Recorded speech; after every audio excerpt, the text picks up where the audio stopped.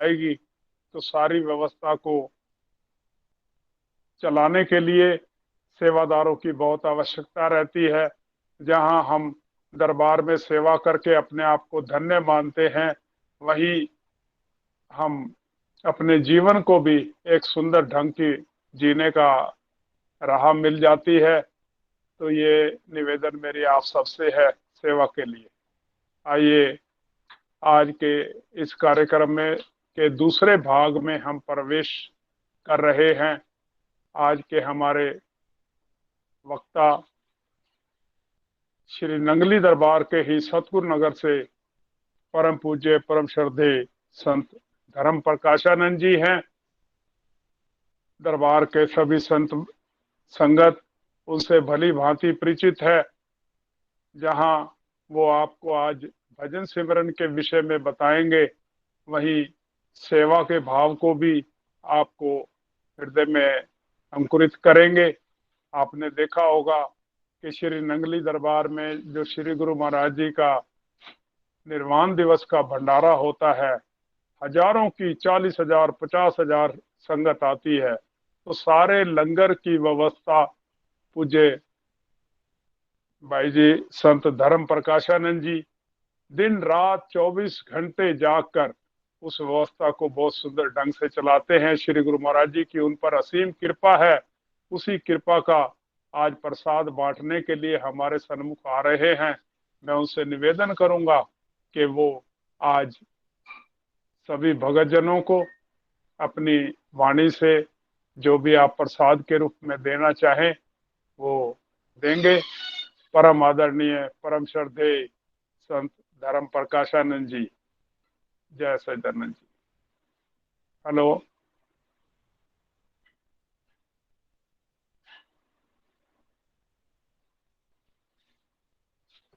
ताऊ जी, आप 2 मिनट के लिए और एड्रेस करिए, तब तक वहाँ सेटिंग हाँ भी प्रॉपर नहीं हाँ, है। ये जो व्यवस्था बनाई गई थी कोरोना काल में, जब बड़ी मुश्किल समय से गुजर रहे थे, मानवता करा रही थी, तो बहुत ही भक्तजनों के मन में उत्साह हुआ कि इस बीमारी से, इस कष्ट से, इस जन्म मरण के चक्कर से अगर श्री गुरु महाराज जी की शरण ली जाए तो हमारा कल्याण हो सकता है। तो गत वर्ष मई में 2 मई से कुछ भजन अभ्यास के कार्यक्रम शुरू किए गए। तो श्री नंगली दरबार में भी आना जाना रहा। अनेकों अनेकों भारत के हर एक कोने से, बॉम्बे से, बेंगलोर से, नागपुर से, जलगांव से, कहाँ कहाँ से संगत जुड़ती गई। तो जैसे जैसे संगत जुड़ती गई, उनका प्यार मिलता गया, तो ये फिर ध्यान शिविर शुरू हुए। पहले 2 शिविर श्री नंगली दरबार में ऑफलाइन लगाए गए। वहां श्री नंगली दरबार के जो संत महापुरुष हैं, ट्रस्ट के सदस्य हैं, उनका हमें बहुत सहयोग और मार्गदर्शन मिला। उन्होंने सुंदर व्यवस्था बनाई, लेकिन वो व्यवस्था में ज्यादा लोग शामिल नहीं हो सकते थे, क्योंकि 3 3 4 4 दिन के लिए घर से बाहर रहना। और तो इसलिए फिर ये ऑनलाइन शुरू किया गया। हाँ जी, शुरू कर सकते हैं जी सेशन। हाँ जी, हाँ जी। मुझे भाई जी पधार चुके हैं। मैं आपसे निवेदन करूंगा कि आज आप हम सबका भजन भजन सिमरन और सेवा में, दोनों में, जैसे ही आपकी प्रभु की इच्छा हो, श्री गुरु महाराज जी का जो आदेश हो, वो आप हम सबको कृतार्थ करें। बोलो जयकारा बोल मेरे श्री गुरु श्री महाराज। गुरुराज की जय। बोलो श्री परमहंस दयाल महाराज की जय। बोलो श्री नंगली निवासी भगवान की जय। बोलो साचे दरबार की जय।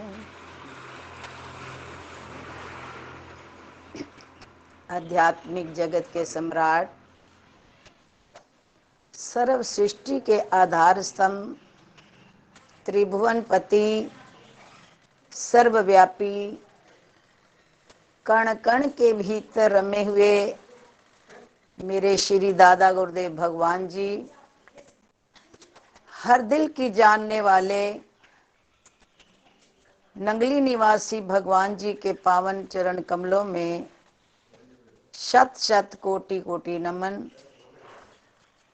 आज हम अपने सद्गुरुदेव भगवान से अपने इस जीवन की अंतःकरण की शांति के लिए, जीवन के लक्ष्य की प्राप्ति के लिए मनसा वाचा कर्मणा से सतगुरु के चरणों में समर्पित होकर आनंदमय जीवन का गुजरान करने के लिए प्रार्थना, याचना और अरदास करने के लिए आए हैं। यही प्रार्थना है अपने सतगुरुदेव भगवान से, सतगुरु दया करो जुड़ी रहे तार सिमरन से, मेरे प्यारे दया करो जुड़ी रहे तार सिमरन से, मेरे मालिक दया करो जुड़ी रहे तार सिमरन से। मेरा जीवन मेरी सांसें, मेरा जीवन मेरी सांसें रहे गुलजार सिमरन से, मेरे प्यारे दया करो जुड़ी रहे तार सिमरन से, मालिक दया करो जुड़ी रहे तार सिमरन से। कर्म ऐसा करो मुझ पर कर्म मेरा सवर जाए, कर्म ऐसा करो मुझ पर कर्म मेरा सवर जाए, जहाँ जाऊं जहाँ देखूं तू ही तू नजर आए, जहाँ जाऊं जहाँ देखूं तू ही तू नजर आए। मैं अपनी जिंदगानी का, मैं अपनी जिंदगानी का करूं श्रृंगार सिमरन से, मेरे प्यारे दया करो जुड़ी रहे तार सिमरन से, मेरे सतगुरु दया करो जुड़ी रहे तार सिमरन से। प्रार्थना है सतगुरुदेव भगवान से, जीवन का जो सार है, जीवन का जो लक्ष्य है, वो हम सबके भीतर ही है। ये शरीर जो हमें मिला है, ये तो एक निमित्त है, ये एक साधन है जिसके द्वारा हमने अपने ध्यान को, अपने लक्ष्य को, अपनी मंजिल को हासिल करना है।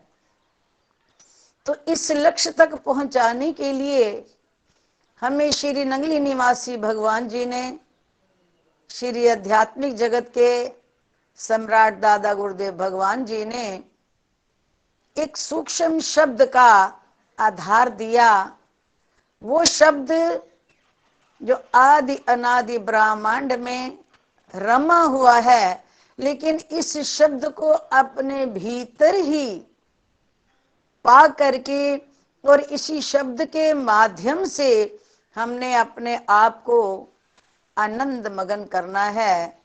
इसी लक्ष्य की प्राप्ति के लिए हमारे श्री नंगली दरबार के बहुत ही पुरुषार्थी श्री नंगली सेवा समिति हम सबको घर बैठे ही इस जीवन की मंजिल की ओर प्रेरित करने के लिए उन्होंने ये ध्यान शिविर बनाया। और ये माध्यम ही वह हैं, ये मेरे नंगली दरबार के प्यारे प्यारे समिति के सभी सदस्य श्री सतगुरुदेव भगवान की प्रेरणा से घर बैठी रूहों को सतगुरुदेव से जोड़ने के लिए अत्यंत परिश्रम कर रहे हैं। इन सेवा समिति वालों का पुरुषार्थ संतों के पुरुषार्थ से कहीं कम नहीं, उससे भी बढ़ के है, क्योंकि ये अपने संसार व्यवहार को निर्वाह करते हुए भी सद्गुरुदेव भगवान की सेवा में जिस कदर समय और परिस्थितियों को देखा, उसी तरह से ये प्रयत्नशील हैं। हमें ये प्रेरणा मिलती है इनकी सेवा को देख करके कि हमें भी अपने मंजिल की ओर आगे बढ़ने के लिए निरंतर प्रयत्नशील होना है। तो सतगुरुदेव से प्रार्थना है यही कि मेरे मालिक, हमारे जीवन का लक्ष्य जो है, जो आपने हमें शब्द बख्शा, जो आपने हमें अनमोल दात बख्शी, इस शब्द के माध्यम से हम आगे बढ़ पाएंगे, लेकिन उसमें आपकी दया की विशेष जरूरत है।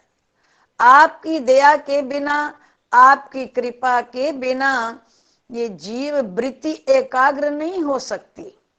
ये जीव बाहरूनी माया की लपेट में आकर के इतना अस्त और व्यस्त हो चुका है कि ये जान ही नहीं पा रहा कि मेरे जीवन की शांति है कहाँ, मेरी मंजिल है कहाँ, मेरा लक्ष्य है कहाँ। इसीलिए बार बार सतगुरु के दरबार से हमें प्रेरणा मिलती है कि अपने सतगुरु से, घट में बसे हुए अपने मालिक से, कण कण व्यापी अपने नंगली निवासी भगवान को हृदय में बसा करके भीतर ही भीतर उनसे प्रार्थना करें कि ऐ मेरे सतगुरु, ऐ मेरे मालिक, ऐ मेरे प्यारे, इतनी दया कर दो कि ये जो मुझे मानुष जन्म आपने बख्शा है, आपने असीम कृपा करके अपनी चरण शरण हमें दी है, बेअंत रहमत करके आपने हमें अपनी चौखट दिखाई है और हमें अपना बनाया है, तो अब इतनी भी दया कर दो कि हर श्वास मेरा आपके सिमरन में जुड़ जाए। जब तक आप नहीं दया करोगे, ये भीतर छुपा हुआ खजाना, ये भीतर अनमोल निधियां, ये भीतर के अनंत आनंदमयी सागर में ये जीव आत्मा डुबकी नहीं लगा सकती। आप रहम करो, आप दया करोगे तो इस जीव को आप अपनी रहमत की निगाह से भीतर की मंजिलों की ओर लेके चलोगे। तो इसीलिए प्रार्थना की गई है सदगुरुदेव भगवान से, सर्वप्रथम कर्म ऐसा करो मुझ पर कर्म मेरा सवर जाए। ऐसी दया कर दो मेरे मालिक, ऐसी कृपा कर दो मेरे साहिब कि जो भी कर्म हो मनसा वाचा कर्मणा, वो सब कर्म तेरी निगाह में हो और तेरी दया की नजर से ही ऐसा कर्म हो, मन से, वाणी से, कर्म से, कि जिसमें तुझे रिझा सकूं। जो जीवन को संवारने के लिए है जरूरी, वही कर्म करवाना मेरे प्यारे। मेरी क्या औकात है कि मैं एक कदम भी चल करके आप तक पहुंच सकूं। ये भी रहमत, ये भी दया आपकी ही है और आपको ही करनी है कि मुझे जीवन के लक्ष्य की ओर आगे बढ़ा सको। इसीलिए प्रार्थना है, कर्म ऐसा करो मुझ पर कर्म मेरा सवर जाए। जहां जाऊं, जहां देखूं, तू ही तू नजर आए। जब जीवन के हर मोड़ पे उनका साथ होता है, जहां हम खड़े हैं वो साया बनकर साथ रहते हैं, जहां जाते हैं वो अंग संग रहते हैं, तो बताओ ये मन, ये वृत्ति, ये ख्याल, ये शरीर, ये कर्म फिर हमें धोखा कैसे दे सकेंगे। इनका साथ ही एक ऐसा है जो जीव को इस घोर कलिकाल की तमाम लपटों से बचा करके, कलयुग की भयंकर दूषित विचारों से बचा करके हमें समेट करके अंतर्मुखी कर सकता है। इसीलिए सतगुरु का साया, सतगुरु का साथ, सतगुरु की कृपा, सतगुरु की दया की इतनी ही विशेष जरूरत है। जितनी जीवन निर्वाह करने के लिए श्वास हैं, उतना ही इस जीव को अपने भीतर के आनंद की प्राप्ति के लिए सतुर का भी साया निरंतर चाहिए। क्योंकि बिना गुरु के, जैसे एक छोटा सा बच्चा भी जब हम किसी स्कूल में भेजते हैं, पाठशाला में भेजते हैं, तो उसे अध्यापक की जरूरत पड़ती है। अध्यापक के बिना एक बच्चा भी एक कक्षा से दूसरी कक्षा में नहीं जा सकता। स्कूल में दाखला लेने के बाद भी टीचर की जरूरत है। सतगुरु की शरण में आने के बाद भी गुरु कृपा की उतनी ही जरूरत है जितनी एक नन्हे से बच्चे को कक्षा में बैठ करके एक क्लास से पास होकर दूसरी कक्षा में जाने की जरूरत है। तो इस जीव को भी, जो कि घोर कली काल में माया की चारों तरफ की लपेट में आ रहा है, इससे भी सतगुरु की कृपा की, सतगुरु की दया की, अपने मालिक की रहमत की निरंतर उतनी ही जरूरत है जितनी एक अबोध बच्चे को स्कूल में पहुंच जाने पर। तो ये जीवन जो है, इनकी दया से ही अपने लक्ष्य की ओर आगे बढ़ सकता है, अपनी मंजिल की प्राप्ति कर सकता है। इसलिए हमें सतगुरु से यही फरियाद करनी है, जहां जाऊं जहां देखूं तू ही तू नजर आए। तेरा साथ होगा, तू पास होगा, तू मुझे निरंतर सामने सम्मुख नजर आता रहेगा, तो तेरा सिमरन, तेरी याद मेरे रोम रोम में रम जाएगी। तभी तो मैं अपनी जिंदगानी का करूं श्रृंगार सिमरन से। ये जिंदगी का असली जो श्रृंगार है, ये आत्मा जो सतगुरुदेव भगवान को प्यारी लगती है। कौन सी आत्मा? जिसने श्रृंगार किया होता है। आत्मा तो सर्वव्यापी है, मेरे सतगुरु सर्वत्र व्यापी हैं, और इस आत्मा के भीतर भी वो समाये हैं, और आत्मा उन्हीं की अंश है। लेकिन ये सतगुरु को प्यारी कब लगती है, सतगुरु के काबिल कब बनती है? जब इस आत्मा पर सेवा, सिमरन, दया, धर्म और सच्चे प्रेम का श्रृंगार हो जाता है। जब इस आत्मा में सर्वगुण निहित हो जाते हैं, तो ये आत्मा अपने प्रीतम की प्यारी बन जाती है। कौन प्रीतम? हृदय में बसे हुए सतगुरुदेव भगवान, श्री नंगली निवासी भगवान।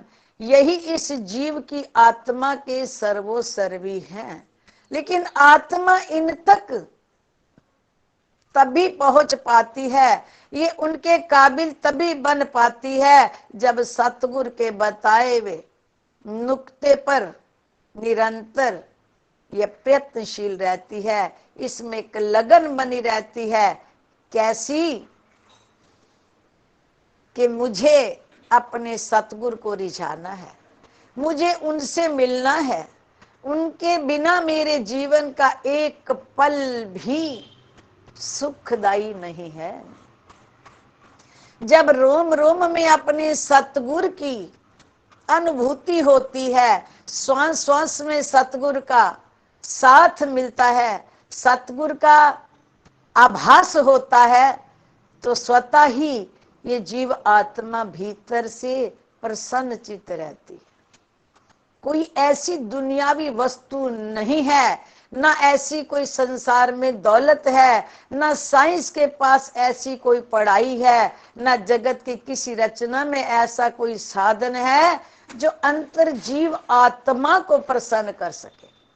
संसार के समस्त साधन हमारे शरीर को सुखी करते हैं, हमारे व्यवहार को आगे बढ़ाते हैं। संसार की समस्त साधन हमें तमाम दुनिया के कार्य करने में सहायक बनते हैं, लेकिन भीतर की आत्मा को, घट में बसी हुई जीव आत्मा को खिला रखने के लिए गुरु प्रसाद उर्द कमल विगास।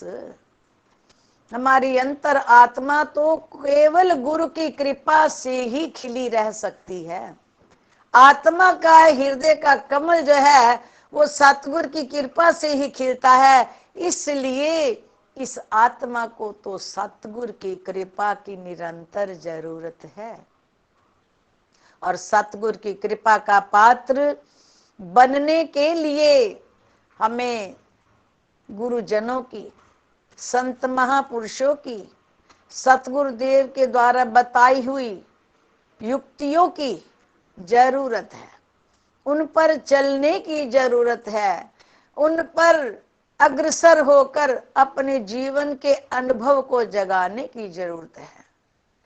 ये विषय ऐसा है, कहते वाह प्या जाने या राह प्या जाने, जिन्होंने तो अपने सतगुरु के वचनों को हृदय में उतार करके उन पर जीवन को ढालना शुरू कर दिया और गुरु की कृपा से उन मंजिलों पर चलना शुरू कर दिया, ये वही जानते हैं कि गुरु कृपा क्या है, गुरु की दया का आनंद क्या है, सतगुरु की मेहर की बरसात क्या है, सतगुरु का साया क्या है।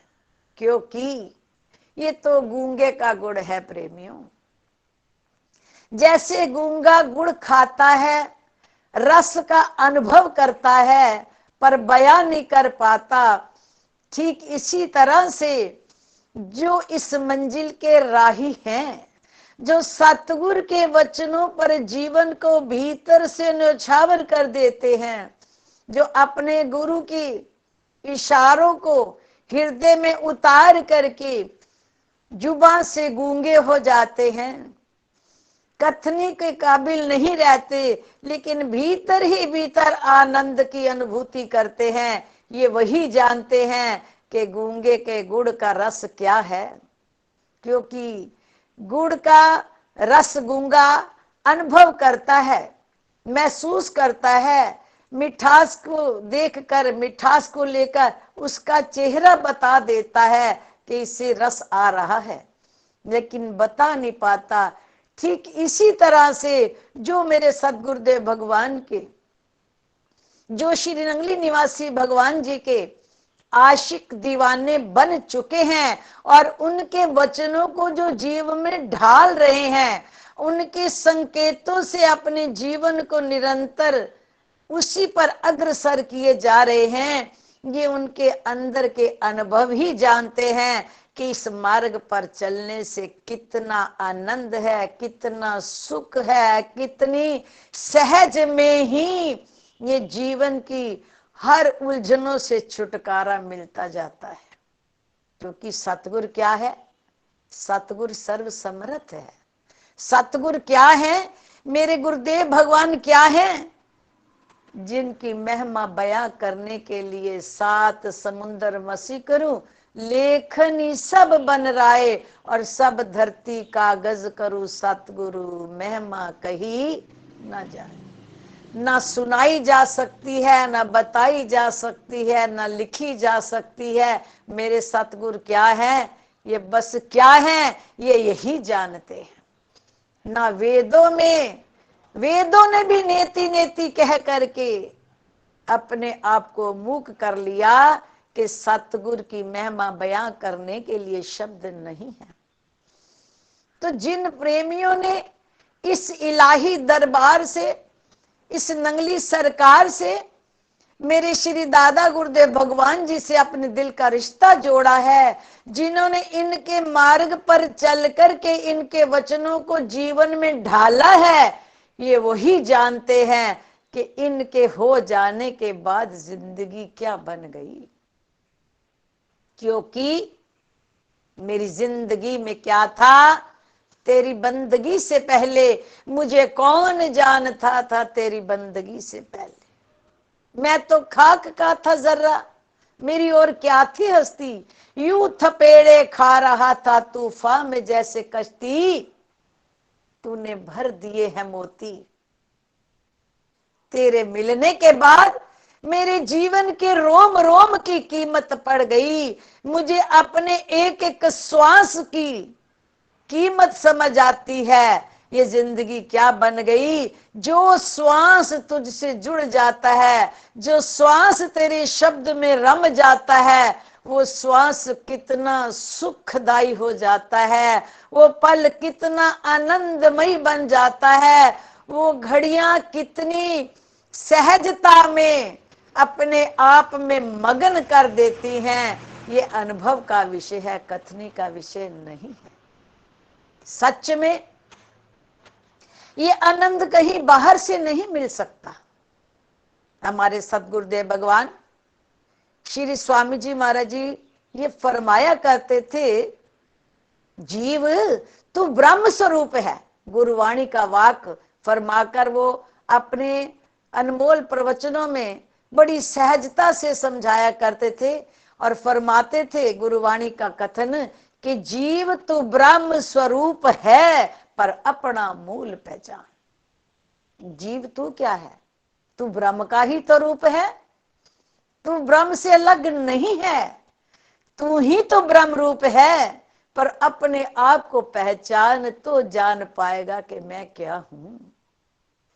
ये जीव ही है ब्रह्म रूप, और ये जीव ही है सर्वव्यापी, ये जीव ही है अंतःकरण में उस रूप से मिलकर के एकीकरण कर सकता है। इसीलिए तो इस मानुष जन्म को 84 लाख योनियों से सर्वोत्तम दर्जा दिया गया, क्योंकि किसी भी और योनि में, चर अचर तमाम प्राणियों में किसी में भी ये सामर्थ्य नहीं कि ये जीव अपने रूप को जान सके। जीव जो ब्रह्म का ही रूप है, ये अपने उस सुंदर स्वरूप को पहचान सके।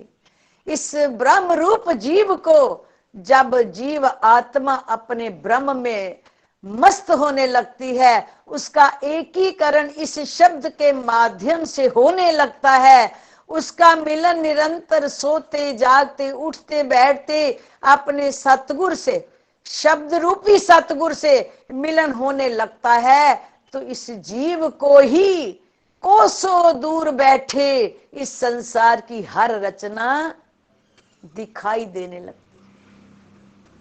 क्योंकि हम बोलते हैं ना, पारस और गुरुदेव में बड़ो अंतरो जान, वो तो लोहा कंचन करे और गुरु कर ले आप समान। तो मेरे सतगुरु क्या करते हैं? मेरे सतगुरु, जो जीव मेरे सतगुरु के शब्द को रोम रोम में बसा करके उनके वचनों पर अपनी शुद्ध बुद्ध भूल जाते हैं, हस्ती फना कर देते हैं, जिन्हें आभास ही नहीं रहता कि मैं कुछ हूं, ऐसी रूहें मेरे सतगुरु से अंदर से इतनी करीब हो जाती हैं कि मेरे मालिक उनसे अपना कोई भी रहस्य नहीं छुपाते। जो जगत को एक संकल्प मात्र से चला रहे हैं, जो सृष्टि के इस लोक को नहीं समस्त लोकों को अपने संकेत से नचा रहे हैं, वो ही तो मेरे सतगुरु अपनी उस जीव आत्मा की जो उनमें डूब जाती है, जो उनमें खो जाती है, जो उनके वचनों पर न्योछावर हो जाती है, मेरे सतगुरु अपनी उस जीव आत्मा से अपना कोई भेद नहीं छुपाते, खोल के रख देते हैं तमाम राजों को। कैसे? सतगुरुदेव भगवान श्री स्वामी जी महाराज जी अपने वचनों में एक छोटी सी बात समझाया करते थे।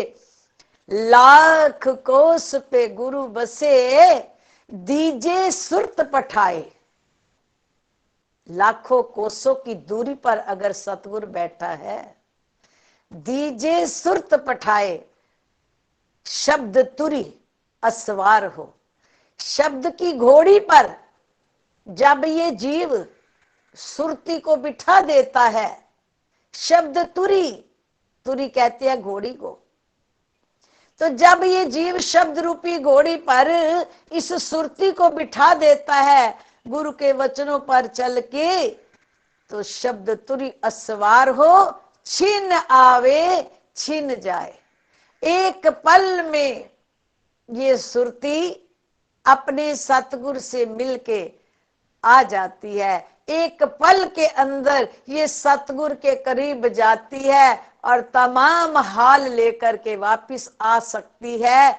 इतनी सामर्थ है गुरु के शब्द पर चलने से। गुरु के वाक्य को हृदय में रोम रोम में रमाने की इतनी शक्ति है कि हमारी सुरती जब शब्द पर टिक जाती है, सुरत कहते हैं ख्याल को, सुरत कहते हैं मन को, सुरत कहते हैं विचारों को। तो जब हम अपने तमाम ख्यालों को केवल और केवल शब्द से बांध देते हैं, सोते जागते उठते बैठते खाते पीते, जब ये सुरती कदमों की आहट में भी सतगुरु के मिले हुए शब्द का अनुभव करती है, एक कदम आगे बढ़ता है तो भी शब्द का आभास होता है, कदम आगे दूसरा बढ़ता है तो भी अंतर आत्मा में शब्द जो चल रहा होता है। जब इस कदर आत्मा शब्द में लय होनी शुरू हो जाती है तो सुरत क्या है, ये शब्द पर इतनी जब टिक जाती है तो लाख कोस पे गुरु बसे। जब सतगुरु लाखों कोसों की दूरी पर बैठे भी होते हैं तो ये सुरती शब्द के माध्यम से अपने सतगुरु को मिल करके उनसे बातचीत करके पल पल की बात का सवाल का जवाब उनसे लेकर के इस व्यवहार वाली दुनिया में भी हर पल सुखमयी हो जाती है। आज हम सोचते हैं कि हम सुखी होने के लिए कहाँ जाएं, अपने मन को चिंताओं से मुक्त करने के लिए किसके पास जाएं। ना डॉक्टर के पास हमारे मन को खुशहाल रखने की दवाई है, ना माया की सुख सुविधाओं में मन शांत है, ना दुनिया के सत्कार और अधिकारों को पाकर ये मन शांत है। सब कुछ है लेकिन ये सब साधन शरीर तक सीमित है। सुख है तो शरीर तक सीमित, अधिकार मिलते हैं तो शरीर को, लेकिन मन फिर भी सब कुछ पा करके कोई ना कोई सूक्ष्म चिंता भीतर ले ही बैठता है। तो इसी मन को, इसी सुरती को ही तो शब्द से बांधना है। कैसे? सतगुरु से प्रार्थना करके, सतगुरु से दया करके, भीख मांग करके। भूख बढ़ानी है, तड़फ बढ़ानी है, बेचैनी बढ़ानी है, व्याकुलता बढ़ानी है। किसकी? सतगुरु के शब्द की, सतगुरु के प्यार की। क्योंकि बिना भूख के हम कहें कि सतगुरु अपने आप कृपा कर दो, तो बिना भूख के हमारे आगे कोई 36 प्रकार के व्यंजन भी रख देता है तो हम उन व्यंजनों को मुंह में डालते भी है किसी के कहने पर स्वाद नहीं ले पाते, क्योंकि भूख नहीं है। जब तक तड़प नहीं होती, जब तक भूख नहीं होती, जब तक बेचैनी नहीं होती, तो सतगुरु कृपा भी करते हैं तो हम सजे हुए भोजन के थाल से भी रस नहीं ले पाते। तो सतगुरु ने दया की तो हमें ये दरबार मिला, सतगुरु ने रहमत की तो हमें अच्छे संस्कारों से इनकी चौखट पर आने का सुअवसर मिला। और उससे बढ़कर कृपा की सतगुरु ने हमें अनमोल खजाना दिया शब्द का, और विशेष कृपा करके हमें ये दरबार मिला।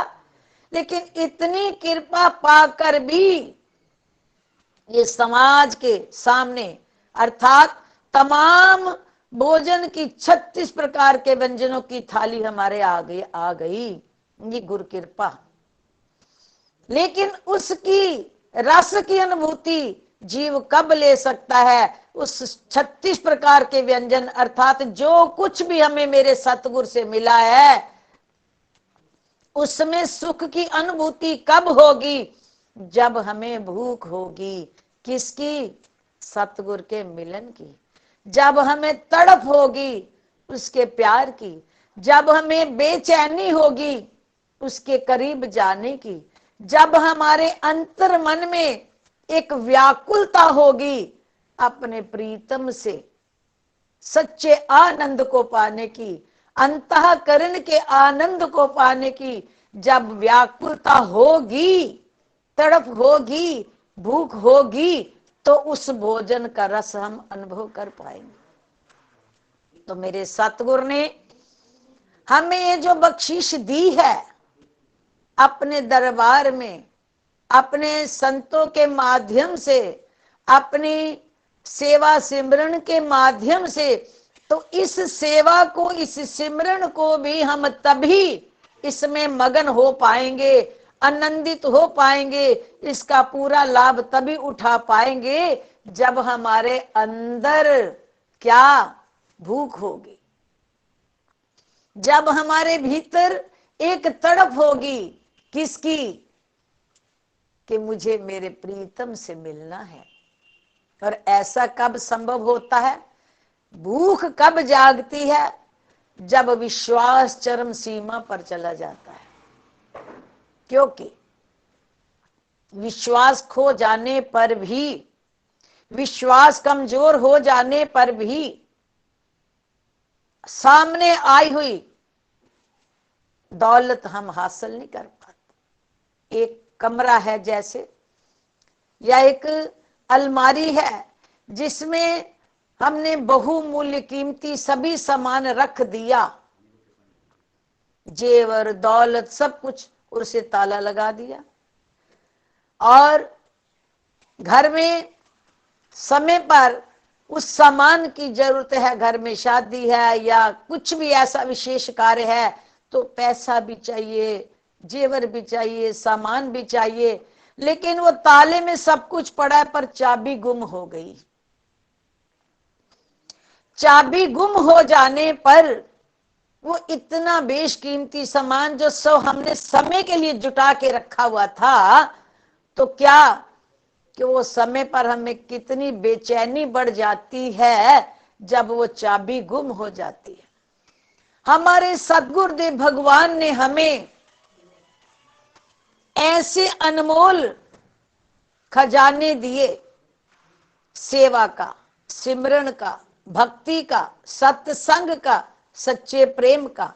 ये ऐसी निधियां हैं, ये ऐसे खजाने हैं, ये ऐसी दौलत है, जब हमारा विश्वास भरपूर होता है तो वो सेवा, छोटी से छोटी सेवा भी हमारे जीवन को इतना रंग जाती है, इतना हमारे कर्मों से हमें बरी कर देती है। जैसे कि एक बच्चा सतगुरु के दरबार में आता है, उस बच्चे की भावनाएं, नन्हा सा था, छोटा सा था, तो घर की अवस्था क्या थी कि छोटी सी दुकान थी, उसमें माता बैठती थी, पिताजी भी, तो एक छोटे से डिब्बे में टाफिया रखी हुई, बिस्कुट रखे होते थे, और छोटा छोटा सामान 2 रुपए 1 रुपए वाला रखा होता था। छोटी सी दुकान घर पर खोली हुई थी। तो बड़ी मुश्किल से सुबह से लेकर रात तक बैठने पर इतना ही धन हाथ में आता जिसमें वो घर का आटा आ जाए, जरा सी दाल आ जाए, और एक टाइम खाना बन जाता था, परिवार आराम से खा लेता था। तो गुरु महाराज की कृपा से संयोग ऐसा बना, उस परिवार का गुरु दरबार से जब मिलन हुआ, सत्संग में आए, तो कुदरती श्री गुरु महाराज जी के अप्रैल के निर्वाण दिवस का भंडारा था। जैसे कि भंडारे के लिए आवाज दी गई कि गुरु महाराज जी का भंडारा है और प्रेमियों बड़े ऊंचे मुकद्दर से ये सेवा मिलती है, तो जिन प्रेमियों को भी तड़प है अपना भाग्य चमकाने की, वो गुरु दरबार की सेवा में आए और देखें कि सेवा कैसे किस्मत बदल देती है। तो उन बच्चों ने जब ये सत्संग में सुना, कहने लगे, भाई जी कब की सेवा है, हमें आज्ञा दे, हम भी आए। अब भीतर की अवस्था उनको पता थी, हमारे घर की कैसी अवस्था चल रही है, तो भूख थी कि हमारे जीवन का निर्वाह सुंदर हो जाए। तो बच्चा सेवा में आया। सेवा जब 10-15 दिन सेवा सतगुरु दरबार में मिली और सेवा की, तो सेवा के बाद घर जाते ही उसकी पढ़ाई में इतनी तरक्की हो गई, इतनी तरक्की हो गई कि बच्चे का विश्वास बढ़ता चला गया। अच्छे नंबरों से पास होने से फीस माफ हो गई, स्कूल से सब कुछ मिल गया फ्री में, तो भाव बढ़ गया। फिर ये भाव बढ़ते बढ़ते हर वक्त यही इंतजार रहती कि कब गुरु महाराज के घर की सेवा का समय आएगा तो हमने सेवा पे जाना है। अक्सर बच्चा फोन करके पूछता, तो सेवा पे पहुंच जाता। सेवा का रूप विश्वास, अंतर विश्वास बैठ गया। वो विश्वास की चाबी हाथ में मजबूत थी, उस चाबी से क्या कुछ पा लिया। करते करते करते किसी भी भंडारे की सेवा नहीं छोड़नी। यही पूछना कि आज्ञा मिले कितने दिन की सेवा के लिए आना है, 8 दिन के लिए आना है या 15 दिन के लिए आना है। तो जो भी गुरु महाराज जी की प्रेरणा होती, बच्चे को सेवा के उतने दिन कहा जाता, तो वो ये नहीं देखता कि मेरे पेपर है, वो बच्चा ये नहीं देखता कि घर वाले क्या कहेंगे। भावना क्या कि गुरु महाराज जी की सेवा से ही हमारा जीवन बनना है। समय बढ़ता गया, बच्चा प्रतिदिन क्लास में आगे से आगे, आगे से आगे, आगे से आगे बढ़ता गया। 5 साल के भीतर, 7 साल के भीतर इतनी तरक्की हो गई पढ़ाई में कि अब, लेकिन अभी इतनी पूंजी नहीं थी कि वो अच्छी किसी कॉलेज में एडमिशन करा सके। अब कॉलेज एडमिशन के लिए बच्चे की बड़ी दूर मणिपाल में जाकर कॉल आई, वहां पर विदाउट कोई डोनेशन का एडमिशन मिल रहा था। बच्चा कहने लगा कि भाई जी मुझे एडमिशन इतनी दूर मिल रहा है, क्योंकि डोनेशन के लिए तो है नहीं, तो परंतु मैंने दूर नहीं जाना। क्यों? कहते गुरु महाराज जी की सेवा छूट जाएगी। गुरु घर में जो साल में 4 बार 3 बार गुरु माई बुलाते हैं सेवा के लिए, वो आ नहीं पाऊंगा। और सेवा के बिना तो एक जीरो है ये जीवन। अगर सेवा नहीं मिलेगी तो मैं तो पास भी नहीं होऊंगा। मैं थोड़ा पढ़ता हूं जो मैं पास होता हूं, मैं कुछ थोड़ा करता हूं, ये तो सेवा गुरु महाराज जी की करती है। इसलिए मेरा विश्वास है कि मैं दूर चला भी गया, सेवा ना मिली तो मैं फेल होके आ जाऊंगा, जहां था वहां भी नहीं रहूंगा। इसलिए मुझे मणिपाल नहीं जाना। कहा बच्चे की फिर कैसे पढ़ोगे? कहने लगे ना पढ़ना मंजूर है, पर मैं सेवा से दूर नहीं जाना चाहता। बच्चे का भाव सुन करके मन में एक बात आई कि जिससे विश्वास है, जिससे कदर है मेरे सतगुरु की सेवा की, मेरे सतगुरु भी उसे पीठ नहीं देते। शाम को बच्चे ने ये बात की। सुबह 6 बजे उस बच्चे को फोन आ गया एक दोस्त का कि भैया संगरूर में कॉलेज में एडमिशन मिल रहा है और विदाउट डोनेशन। सुबह सुबह फोन आ गया और बच्चा एडमिशन कराने चला गया। एडमिशन हो गया, पढ़ाई बढ़ती गई बढ़ती गई। रचना अप्रैल का भंडारा आ गया। अप्रैल के भंडारे में पेपर आ गए, फाइनल पेपर आ गए। अब अप्रैल के भंडारे के पेपर में वो बच्चा क्या करता है, हमें भी नहीं बताया, घर में भी नहीं बताया। उधर से पेपर दे के 2 बजे फ्री होके गाड़ी लेके श्री नंगली दरबार लंगर घर में सेवा में पहुंच जाना।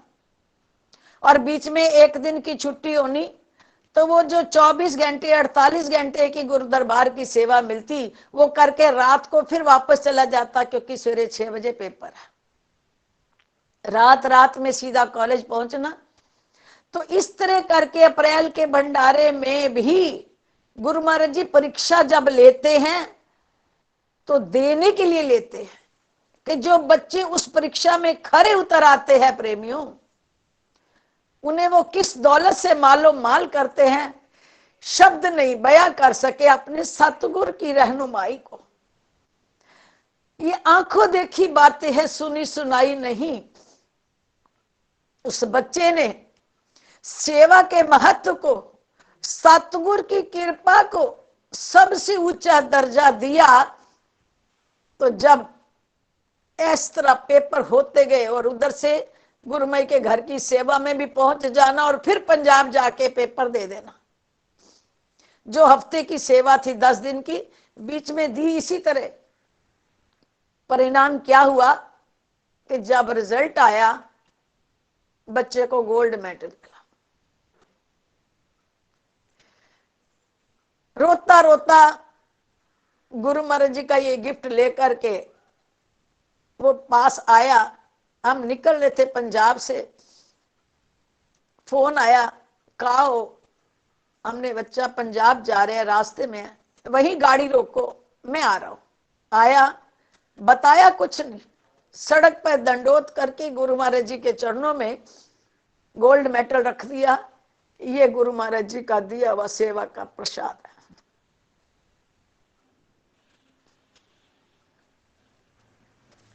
ये वो दरबार है जिसे अनुभव करके ही जाना जा सकता है, सुन के नहीं। जब हम इस सतगुरु की कृपा को, अपने सतगुरु की सेवा की, अपने सतगुरु के शब्द की कदर करते हैं, तो प्रेमियों सच कहा, जो तू आवे एक पग तो मैं पग आऊं 60, जो तू ना आवे एक पग तो मैं लोहे की लाठ। जो मेरे सदगुरुदेव भगवान के लिए एक कदम आगे बढ़कर के अपनी हस्ती मिटाते हैं, ये उस पर क्या न्यौछावर कर देते हैं, ये उसे क्या से क्या बना देते हैं, शब्द नहीं बयां कर सके। इनके एक निगाह से एक जीव की जो अवस्था, जो उसकी जिंदगी जगत में एक मिसाल बन जाती है। तो प्रेमियों, जिनकी एक नजर एक बशर को इस कदर बना देती है कि वो अपनी जिंदगी का बीते हुए पलों का एक ग्रंथ बना सकता है, जो इनमें डूब ही जाते हैं, जो इनमें खो ही जाते हैं, जो इनके हो ही जाते हैं, वो क्या है? पारस और गुरुदेव में बड़ो अंतरो जान, वो लोहा कंचन करे ये कर ले आप समान। उन्हें तो ये क्या बना देते हैं, ये वो ही जानते हैं। अंततः उस बच्चे की आज इस दरबार की सेवा से वो बच्चा PhD बन करके, जिस घर में कभी एक टाइम की रोटी नहीं होती थी, 7-8 साल की सेवा के अंदर आज लाखों की महीने की तनख्वाह हो गई। किससे मिला? इस गरीब निवाज के चरणों के दरबार की धूल से। ये वो दर है जहां आने से तकदीरें बदलती हैं, यहां पर सर झुकाने से उलझने भी सुलझती हैं। डंके की चोट पर कहते हैं, ऐ संसार के सताए हुए जीवो, ऐ माया की दलदल में ग्रसित रूहें, इस घोर कलिकाल की संतप्त अग्नि में जलने वाली रूहें, एक बार, सिर्फ एक बार, सिर्फ एक बार नंगली सरकार से अपने दिल का रिश्ता जोड़कर देखो, तुम्हारे जीवन की काया पलों में ना पलट जाए तो कहना। बात है जुड़ने की। जो जुड़ गए हैं, जो मेरे सतगुरु के प्रेम में डूब गए हैं, जो मेरे सतगुरु के वचनों पर मिट गए हैं, उन्हें फिर ये मिटने नहीं देते युगों युगों तक। जो फना हो जाते हैं,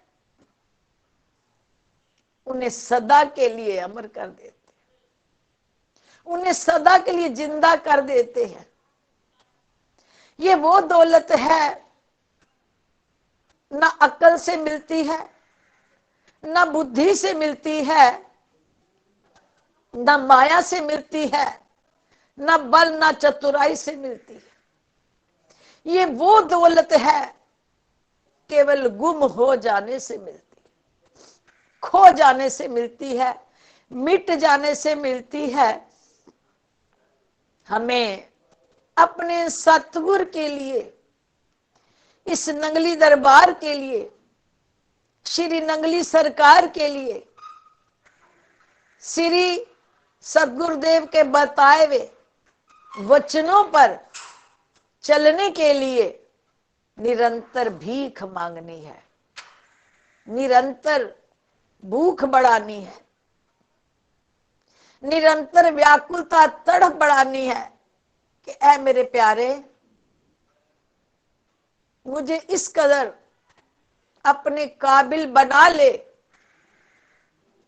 कि मेरे शरीर का एक कण भी, कतरा भी तेरे कहीं काम आ जाए। क्योंकि इससे बढ़कर के इस संसार में मेरा ऊंचा मुकद्दर नहीं होगा अगर नंगली दरबार की धूल का एक कण भी मुझे तू अपने दरबार की गलियों का बना लेगा। ये वो नंगली है, ये वो घर है, ये वो दर है जिसके हो जाने के बाद फिर किसी भी गली में धोखा नहीं मिल सकता। ना ये जीव फिर कहीं फंस पाएगा क्योंकि सतगुरु का साया साथ हो जाता है। ना ये कहीं अड़ पाता है क्योंकि सतगुरु कदम कदम पर साथ होते हैं। परंतु बिना भूख के नहीं मिलता, ये बिना तड़फ के ना सेवा मिलती है, ना बिना व्याकुलता के इस दरबार में आना नसीब होता है, और ना अंदर से बेचैनी के बिना इनकी करीबी मिलती है। लगता है दुनिया वालों को कि ये पागल है, लेकिन उनसे पूछ के देखो, उन जैसा कोई शख्स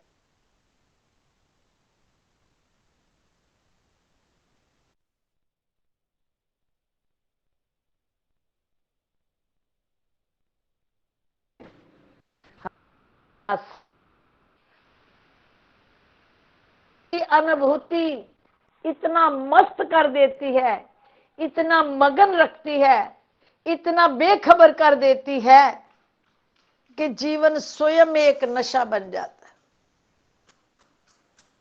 कहा जाता है काटे अंदर सब वस्त है, बाहर कछु नहीं। ठीक कहा वाणी ने। वाणी का वो शब्द अनमोल शब्द है, काट अंदर सब वस्त है, बाहर कछु नाई, बाहर खोजे परम पुलाई।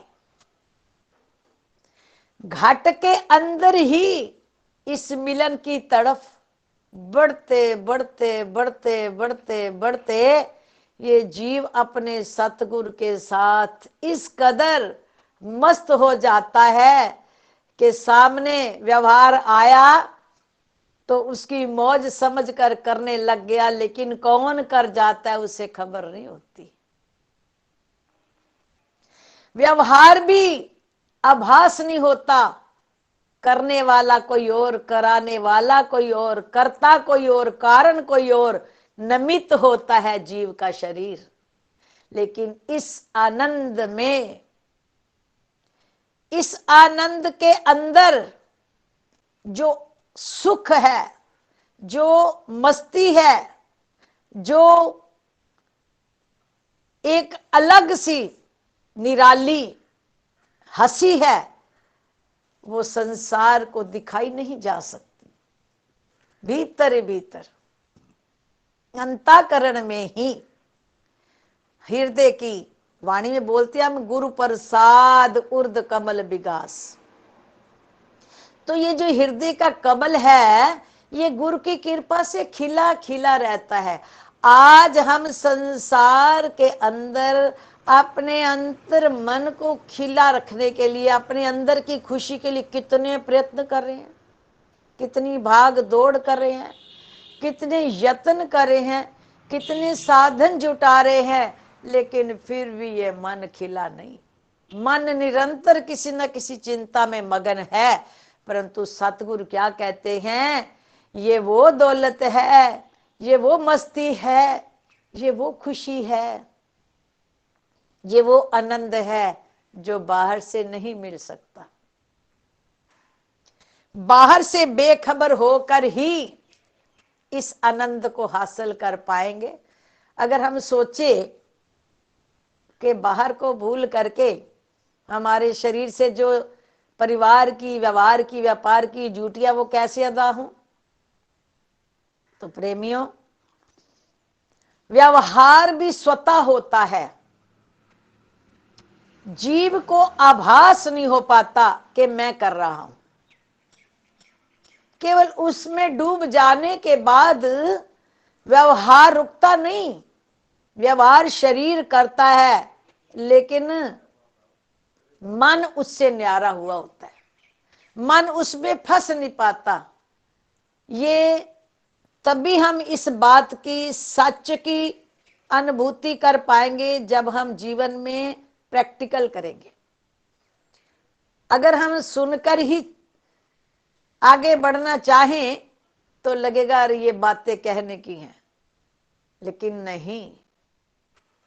इतने घोर कलिकाल के परेशान परिस्थितियों में अगर हम शांति चाहते हैं, मन का आनंद चाहते हैं, अंतर मन से खिले और खुशहाल रहना चाहते हैं, परिवार वालों में भी प्रेम प्यार की खुशबू चाहते हैं, तो हमें इस भीतर की अवस्था पे ध्यान देना है, बाहर की नहीं। बारूनी व्यवहार की सुख शांति के लिए हमें भीतर की अवस्था पे ध्यान देना होगा। कैसे? भीतर जो घट में बसे प्रभु हैं, वो भीतर है तो आंखें देख रही हैं, सुन रहे हैं, कान बोल रहे हैं। वो भीतर ना हो तो ये राख है शरीर। जब वो भीतर वाला सारी रचना का, सारी कायनात का मालिक है, तो उससे जीवन को जोड़ना होगा, उससे अपना संबंध जोड़ना पड़ेगा, उससे एक दोस्ती यारी करनी है, उस भीतर वाले से अपना एक निराला रिश्ता रखना है गुरु की कृपा से। वो रिश्ता क्या कि कदम भी उठ रहे हैं तो अंतर मन अपने हृदय के सिंहासन पर बैठे हुए अपने इष्ट को, अपने सतगुरु को अंतर मन से आवाज लगा के बात करे कि आप चला रहे हो तो चलूंगा, आप साथ चलो। भीतर ही भीतर ना शब्द की जरूरत है, ना वाणी की जरूरत है, ना हाथ पांव हिलाने की जरूरत है। अंतर आत्मा केवल और केवल अपने परम आत्मा को साथ लेकर के हर कार्य को आगे बढ़े।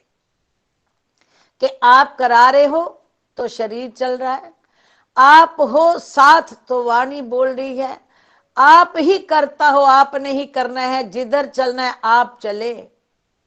तो एक बार, केवल एक बार, एक 40 दिन के लिए इस बात का अनुभव अपने जीवन में करके देखें कि एक एक सांस में, एक एक बात में, एक एक व्यवहार में अगर हम अपने आप को न्यारा करके मैं कुछ नहीं हूं, तू ही है जो है, तो इस तरह का अनुभव अपने अंदर बना लें कि एक सांस भी है तो आप चला रहे हो। मन कहीं जाने लगे तो भी सतगुरु से बात करो, ये कहीं जा रहा है संभाल लो। सेवा में कमजोर होने लगे तो सतगुरु से बात करो। परिवार के अंदर कोई कहने से बाहर है तो भी सतगुरु को सौंप दो, ये आपका बच्चा, आप देखो ये किधर जा रहा है, आप संभालो। व्यवहार में, व्यापार में, परिवार में, शरीर संबंधी तमाम जो भी उलझने आज के कलयुग में हम देख रहे हैं, हर बात बात पर जब हम सतगुरु को अपना आप सौंप देंगे, हमें खबर भी नहीं लगेगी कि सारे उल्ट रास्तों से जीवन हट करके सही रास्ते पर आ जाएगा। दावे से कहते हैं। एक बार स्वामी जी महाराज जी अपने प्रवचनों में फरमा रहे थे कि एक बच्चा खेतों में पगडंडी पे चल रहा था अपने पिता के साथ। नन्हा सा बच्चा था और उस बच्चे ने पिता का हाथ पकड़ा हुआ था, पिता की उंगली को पकड़ा हुआ था और अपने बल से चल रहा था। तो पकड़ में पिता को पकड़ा हुआ था। कुछ कदम चलने के बाद इतनी फिसलन आई, पानी था, चिकनी जगह थी और फिसलन में बच्चे का पांव फिसला, पिता से उंगली छूटी। तो बच्चे को हल्की सी चोट आई। लेकिन थोड़ी देर बाद दूसरा बच्चा भी जा रहा था, वो भी अपने पिता के साथ था। तो उस बच्चे को, उसने भी पिता के साथ चलते चलते उसने अपना हाथ ही पिता के हाथ में पकड़ाया हुआ था, स्वयं नहीं पकड़ा हुआ था पिता को, उसने अपनी बाजू ही पिता को सौंप रखी थी। तो उस फिसलन वाली जगह से जब वो बच्चा अपने पिता के साथ निकला, ना वो गिर पाया, ना उसे चोट लगी और ना वो कीचड़ में धंस पाया।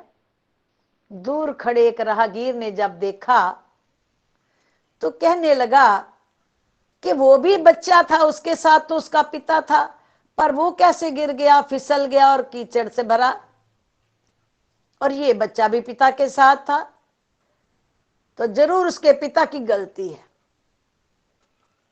दूर से देखा जब राहगीर ने, तो उसने सवाल किया कि आप कैसे बच्चे को नहीं संभाल पाए, ये बच्चा कैसे चोट खा गया और ये बच्चा निकल आया।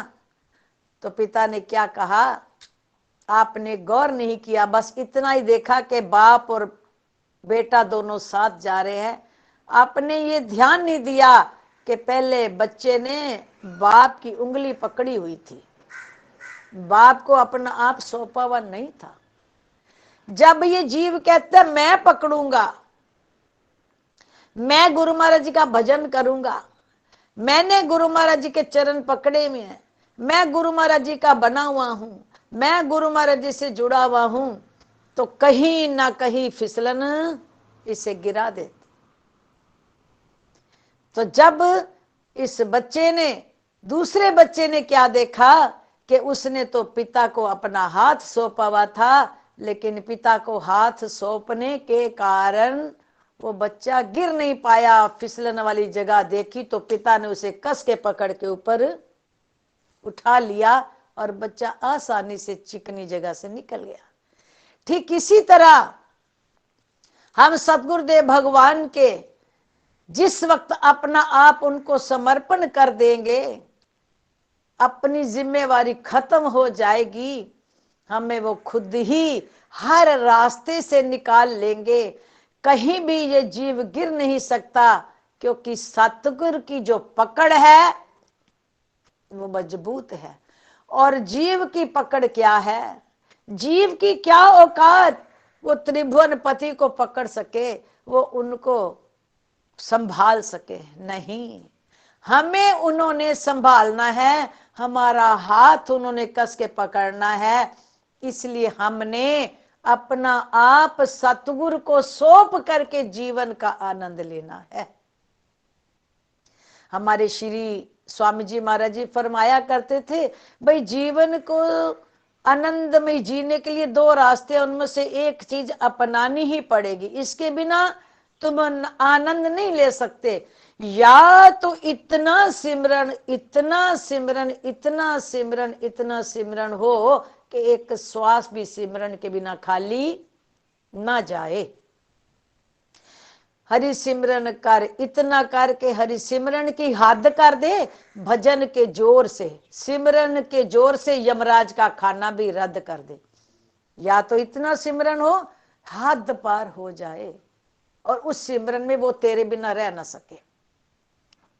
और अगर सिमरन नहीं होता इतना तो समर्पण कर दे अर्जुन की तरह, कि अपने जीवन के रथ की डोर प्रभु को सौंप और फिर कौरव और पांडव अर्थात अच्छे और बुरे विचारों का जो निरंतर तेरे अंदर युद्ध चलता रहता है, इन बुरे विचारों से तुझे तेरे सतगुरु बचा करके तेरे नेक विचारों की जीत होने देंगे।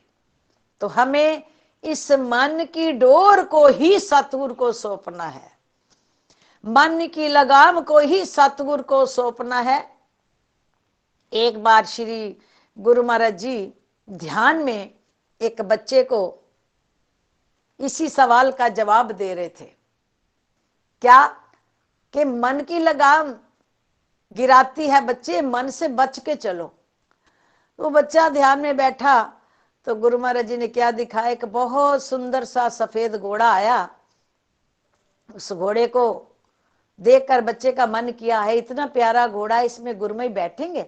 इतने में गुरु महाराज जी एक पल में उस घोड़े पर चढ़ के बैठ गए। वो बच्चा जो पास खड़ा था उसका संकल्प आया कि मुझे भी गुरुमई बिठाएं।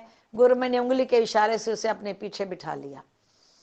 घोड़े की लगाम को जो नकेल में डाली हुई थी कस के गुरुमई ने पकड़ा और पकड़ करके घोड़ा दौड़ाना शुरू कर दिया, एक जैसे कि बहुत ही परफेक्ट घुड़सवार। घोड़ा दौड़ता चला गया, दौड़ता चला गया। तो घोड़े को दौड़ाते दौड़ाते गुरु महाराज जी कहाँ ले गए, जहां समुद्र था। समुद्र में इतनी अजीबो अजीब तरंगे हो रही हैं, लेकिन गुरु महाराज जी ने घोड़े की लगाम को कस के पकड़ा है और समुद्र की तरंगों को भी घोड़ा पार कर गया, क्योंकि श्री गुरु महाराज जी ने पकड़ा हुआ था। कहीं वो गिर नहीं पाया, ना डोला और ना किसी को गिरने दिया। अब जब समुद्र पार हो गया, आगे फिर थोड़ा सा रास्ता पार करके गुरु महाराज जी ने लगाम इतनी कस के पकड़ी, बिल्कुल सही ढंग से वो घोड़ा दौड़ता दौड़ता पहाड़ों पर चढ़ा। जब पहाड़ों पर वो घोड़ा चल रहा है, कोई घबराहट नहीं, कोई डर नहीं, क्योंकि लगाम बड़ी कस के पकड़ी हुई थी। जब पहाड़ों से उतर आया घोड़ा और बिल्कुल समतल जगह है, एक सार, उसमें चलते चलते घोड़ा डोलने लगा। जब घोड़ा डोलने लगा तो उससे जो पीछे बच्चा बैठा हुआ था, जिसे गुरु महाराज जी समझाना चाहते थे, उसने कहा डर लग रहा है, अभी गिर जाएंगे, अभी गिर जाएंगे। गुरु महाराज जी कहने लगे क्यों डर रहे, किस लिए गिर जाओगे? अरे समुंदर पार कर दे तो डरे नहीं, पहाड़ों पे चढ़ के डरे नहीं, अब क्यों डर लग रहा है गिरने का? कि घोड़ा डोल रहा है, घोड़ा कभी इधर जा रहा है, कभी इधर जा रहा है, गुरु महाराज जी गिरा देगा घोड़ा। गुरुमई कहने लगे घोड़ा क्यों डोल रहा है, जरा आगे नजर करके तो देखो। जब बच्चे ने आगे निगाह की तो क्या देखा कि जो लगाम थी घोड़े की बहुत ढीली थी। नाक में रस्सी की जो नकेल डाली हुई थी वो इतनी ढीली हो जाने के कारण घोड़ा कभी इधर और कभी इधर बार बार झुक रहा है। कहने लगे देखा घोड़ा क्यों डोल रहा है, कि रस्सी कितनी ढीली हो गई है। कहते बेटा ध्यान दो, ये डोरी कौन सी है? ये है शब्द की डोरी।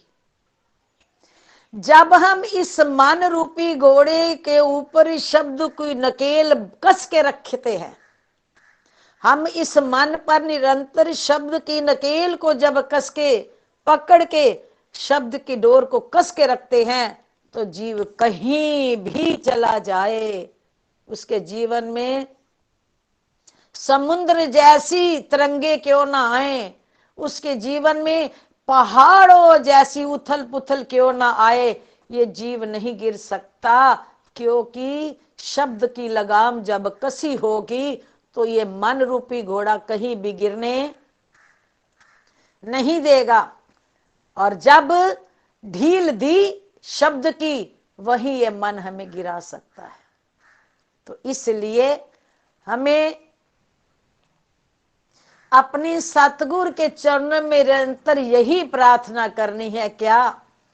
सतगुरु दया करो, जुड़ी रहे तार सिमरन से।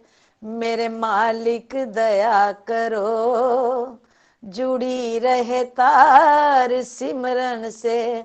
मैं अपनी जिंदगानी का करूं श्रृंगार सिमरन से। बोलो जयकारा, बोलो मेरे श्री गुरु महाराज की जय। बोलो श्री परमहंस दयाल महाराज की जय। बोलो श्री नंगली निवासी भगवान की जय। बोलो साचे दरबार की जय। जब तक न मैं बिका था, कोई पूछता न था, तुमने खरीद के मुझे अनमोल कर दिया। बात शब्दों की नहीं है, बात अनुभव की है। मुझे संत जी महाराज के जो आपने शब्द सुने, उनके श्री मुख से निकली हुई वाणी को सुना, यकीनन ही आपको आनंद आया होगा, ऐसा मेरा विश्वास है।